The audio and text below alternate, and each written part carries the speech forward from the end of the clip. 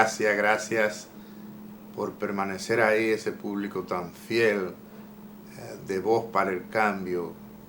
Ya ustedes escucharon la fortaleza, la preocupación y el contenido de todo lo que se ha tratado en este programa especial de Voz para el Cambio.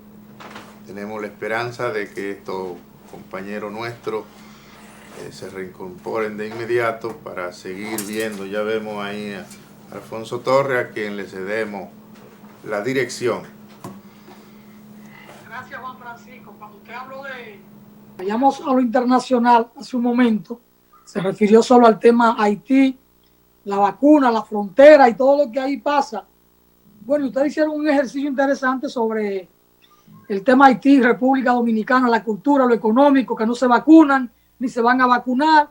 Despreciaron una donación de, creo que de 200,000 dosis que le ofertó el pueblo dominicano o el gobierno dominicano. Ese es un tema muy crucial para nosotros. Pero bueno, mira, a propósito de lo internacional, hoy el presidente Daniel Ortega asume un nuevo mandato en Nicaragua y aparece de repente un sismo en el Pacífico. Y hay que entender o hay que comprender que uno cuando escucha estas cosas, estas informaciones, estas noticias, no es que uno sea ave de mal agüero ni mal pensado, pero es conocida la tecnología que ha estado desarrollando Estados Unidos para la guerra desde Canadá con el proyecto HART.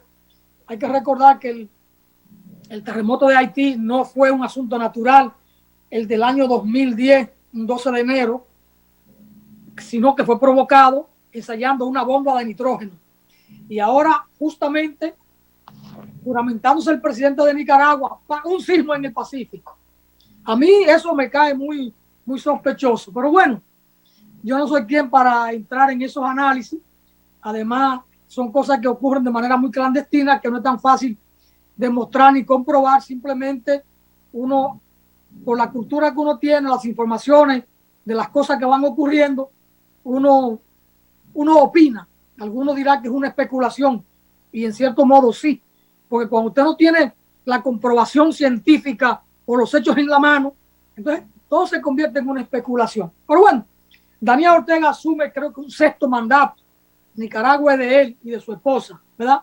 Mientras tanto, en Venezuela, en la cuna del chavismo, donde un hermano de Chávez fue candidato a la gobernación en noviembre pasado y estuvo ahí con el candidato opositor, pero ganó por un punto y hubo que interrumpir aquel conteo o declarar nula esas elecciones y hubo que hacer una convocatoria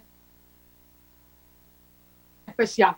Y ahora concurrió como candidato por el gobierno Jorge Arreaza, que fue canciller y perdió las elecciones de un desconocido. Los dos candidatos anteriores de noviembre, tanto el de la oposición como el oficialista, no concurrieron en este proceso especial. Y ganó la oposición en la cuna del chavismo. Lo que quiere decir que la oposición venezolana ha estado dejando el terreno solo al gobierno. Vayan a competir en buena lid, porque en Venezuela se celebran elecciones transparentes, diáfanas, monitoreadas por organismos internacionales, sobre todo el Instituto Jimmy Carter, pero sintiéndose que van a perder o pensando que pueden apostar a que Estados Unidos intervenga allí y le entregue el poder, ellos viven haciendo travesuras en los procesos electorales. Simplemente que participen en las elecciones. Simplemente eso. Y lo han demostrado cuando participan abiertamente, dan la pelea, porque Venezuela es una sociedad que, si bien el chavismo no es minoría, es una relativa mayoría, pero se puede derrotar. Simplemente que se organicen, que vayan unidos y participen, de modo y manera que ese gran pueblo venezolano pueda tener paz y que el pueblo decida quién quiere como su gobernante o como su presidente. Digo gobernante porque allí hay elecciones para las gobernaciones. Bueno, un poco ambientar eso con el tema internacional de Juan Francisco. Oh, llegó Vladimir. Vladimir, saludos, ¿qué tal? Buenos días, buenos días. Bueno, gracias. Yo pienso, Alfonso, que teniendo nosotros un especialista en medicina que se va y entonces viene un experto en educación ahora. Pienso que este es un programa de lujo, que yo me retiro para que no diga que fue por Vladimir, pero bienvenido. Quédese ahí, don Juan Francisco, quédese ahí, por favor. Que usted no se gobierna. No se vaya Juan Francisco, ¿cómo que se va a ir? No, yo digo, porque la oportunidad es para los que saben. La pregunta para Vladimir sería si mañana hay clase o no hay clase. Yo quiero saber, tengo mis hijos ahí. Yo lo que hice fue que les saqué hasta el uniforme lo guardé y todo. No van para la escuela mañana. Estoy en rebeldía yo. Bueno, Jacinto, hay dos situaciones ahí muy bien al inicio del programa, la planteaba tanto Juan Francisco y tú la recuperabas también luego. Alfonso también recuperaba un poquito de esa parte. Hay una convocatoria, el MINEL mantiene la convocatoria a docencia para el día de mañana, ya de rueda de prensa oficial que la dieron el pasado viernes. Y hacen el llamado y rectificaron el sábado entonces mediante un comunicado el llamado a la docencia con un grupo de instructivos, con un grupo de elementos reforzando supuestamente protocolos y demás dentro de los centros que le llegó tanto al equipo de gestión como a los directores de los diferentes centros dentro de eso y con ese protocolo incluso algo que decía el doctor, es decir, la temporalidad de una enfermedad según el organismo de cada quien, tú puedes decretar la cantidad de días de licencia o no que necesita una persona o la necesidad de días que necesita esa persona para atenderse médicamente un proceso viral o una enfermedad como la que está viviendo. Es decir, en el protocolo que le enviaron hasta eso está pautado. Es decir, una persona 7 días, otra persona 12 días, otra persona 15 días. Entonces, es decir, eso genera cierta incertidumbre al momento de cualquier persona que se ve afectada por un virus y que tal vez es. Otra cosa también que llama la atención es el ministerio y bueno, y el mismo ya el gobierno le pide a la gente que sin una prueba negativa se integre al trabajo después de 7 días. No sé qué decir. También tú no sabes el estado de salud de la persona, si ha continuado o no en el proceso de virus y también se le pide o no integrarse de manera directa al proceso laboral sin ni siquiera tener una prueba negativa que lo certifique dentro de eso. Es decir, es todo un elemento, pero frente a esa convocatoria, también el pasado viernes hubo un encuentro entre la Asociación Dominicana de Profesores o el Comité Ejecutivo Nacional y el Ministerio de Educación. En esa reunión, es decir, al final lo que salieron los dos planteamientos, el Comité Ejecutivo Nacional mantiene el posponer la continuación del año escolar, posponerlo una semana o 2 semanas más hasta que haya más controles en el proceso de la pandemia. El ministerio no accedió a eso y mantuvo su convocatoria de manera directa.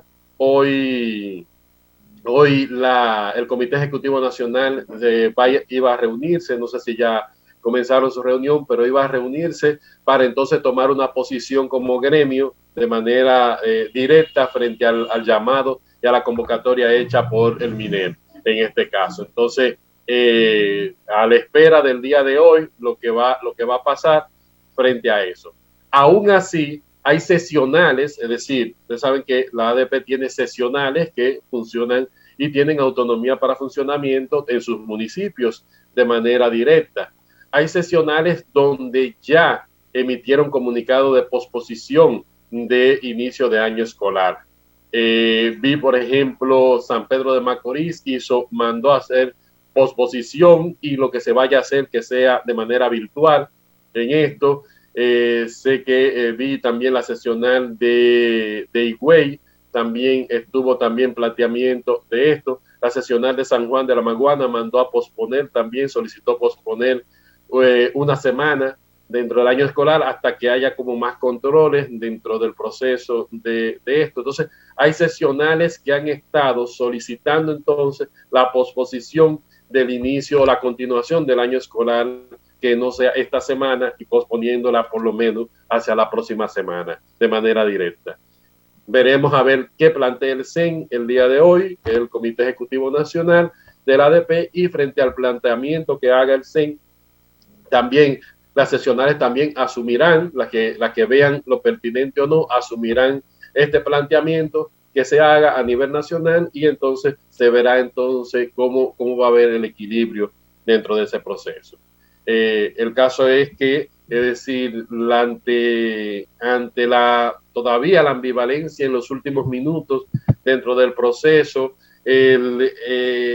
la poca preparación también y el poco tiempo que tienen los centros para prepararse, para poder incluso un protocolo, poder afianzarlo con mayor ahínco y poder darle continuidad. Yo siento que también el mismo ministerio debió darse un compás de preparación, de organización, de estructuración, de cara a poder tener mayores controles en los centros, a tener mayores controles dentro de la población. Y además, es decir, dos elementos que también afectan la educación en este momento es el siguiente. Entramos, ¿verdad?, muchos docentes todavía afectados por la enfermedad, y ellos en un levantamiento que hicieron pudieron darse cuenta. Hay una cantidad de docentes que están afectados del virus, que aunque ellos digan que son menos días los que van a durar, pero esos días van a afectar de manera directa al proceso educativo. Y el otro planteamiento es, comienzan a cesar los contratos o los nombramientos temporales que se dieron, comienzan a cesar, por lo que esos docentes o se recontratan o no van a continuar en las aulas. Entonces también plantea una situación de incertidumbre también al arrancar este año escolar. ¿Qué va a pasar con esos elementos? Ya de las personas que ya fueron pasando concursos, ¿se van a integrar? ¿No se van a integrar? ¿Comenzaron a salir nombramientos? Son un conjunto de elementos que yo siento que el mismo MINER debió darse su compás para ir integrando y ir pudiendo solucionar para que la continuidad del año escolar tenga mayor estabilidad y también asegure también el éxito dentro de él. Yo tengo una posición bastante definida sobre eso. Yo estoy convencido de que el MINER y el gobierno de Luis Abinader no quieren que la clase comience el martes, pero ellos insisten para que la población tenga la sensación de que si no se inicia la docencia el martes, no es por voluntad del gobierno, que ellos hicieron todo lo posible, porque lo que nosotros estamos hablando aquí ellos lo saben, pero entonces la ADP no está convencida de que eso sea posible. Todas las indicaciones indican que en la República Dominicana, por el nivel de contagio, no es posible volver a las escuelas, pero el gobierno quiere dejar en la mente del pueblo dominicano de que ellos tienen una alta voluntad por el trabajo. Esa es la conclusión a la que yo llego. Yo siento también... buena observación. Exacto, yo siento que se juega a eso, Juan Francisco. Lo escuchaba con atención al inicio del programa en esa situación. Siento que se juega a eso, y que se juega a estar con Dios y con el diablo en algún momento, de poder decir, sí, la docencia va y no sé qué. No somos nosotros que nos estamos poniendo, y ahora que encuentran una ADP en vía contraria a la de ellos, entonces buscar como otros actores que sean los que interrumpan, pero ellos están en plena disponibilidad y preparados para arrancar. Es lo que quieren vender y lo que quieren enseñarle a la sociedad dominicana. Dígale a la profesora Nicable, que dice el coproductor de este programa, que le busque el dirigente del ADP a Hidalgo para que venga Voz para el Cambio. Ah, no, eso yo le paso. Bueno, ella tiene que estar escuchándonos. Dígale así a ella. Ella tiene que estar escuchándonos por ahí. Bueno, escriba y diga su opinión, que si está de acuerdo con la tesis que nosotros hemos elaborado. Ella tiene que estar escuchándonos por ahí. Ella está en línea y comentó, ella está en línea, saludó. Bendiciones a ese gran equipo de Voz para el Cambio, dice Nicaulis Melo Ortiz. Adelante, don Jacinto. Sí, mirando eso que plantea Vladimir, y luego esa visión que tiene Juan Francisco, de ver el juego que hace Estado. y más en un ministerio que ha empezado dando tumbazos con ese ministro hasta el día de hoy, que la gente ha pedido inclusive su cabeza, que lo destituyan porque no ha sido capaz realmente de poder llevar un proceso dentro del ministerio educativo que pueda satisfacer y a todo lo que implica eso, esta pandemia. Yo me imagino dentro de las escuelas, con esta ola que hay de contagio continua, seguida. Yo en la Casa de la Juventud, que tenemos 8 maestros, 3 de ellos tienen el coronavirus. Imagínense, yo imagino una escuela que 4 maestros tengan coronavirus. ¿Quién se queda con esos estudiantes? ¿Cuál es el protocolo? Porque así yo de 28 en el centro, 8 han reportado en el grupo que se tiene del centro, 8 han reportado que están infectados de virus. Y otro, como el caso mío, que tenemos personas cercanas que están contagiados, que estamos compartiendo en el mismo hogar. Dentro de eso, que son como elementos también de análisis. Y ellos conocen la información porque nos obligaron rápidamente hace 2 o 3 días a llenar un cuestionario online, de mandar a ver cuántos maestros tienen el COVID, cuál es, todo. Entonces, era para ellos, tienen las informaciones para ya tomar decisiones. Y las decisiones que deben de tomar ellos es cerrar las aulas, la clase, por lo menos aunque sea 2 semanas. Se le ha planteado a partir de lo que este mes, con toda esta fiesta de estos días, ahora viene la Altagracia, otro fin de semana largo, ¿por qué no aguantarse un poquito más y ver la situación en 2 semanas y luego tomar una decisión si se abre o no? Pero no en este momento donde leemos en el periódico que nosotros hemos estado en el pico más alto desde que comenzó la pandemia hasta el día de hoy de contagio. Entonces, como que es contradictorio a la hora de uno ver todo eso y tú no comprender por qué el gobierno, por qué el Ministerio de Educación, en este caso, por lo menos, pospone esa apertura de clase, por lo menos en 2 semanas o empezando febrero. No entiendo eso, pero vamos a ver qué sale. Es posible que ya hoy, faltando 10 minutos para que cierre el día, pueda encontrar uno de los periódicos que el Ministerio de Educación, el Estado, suspende la clase. Eso es lo que uno espera.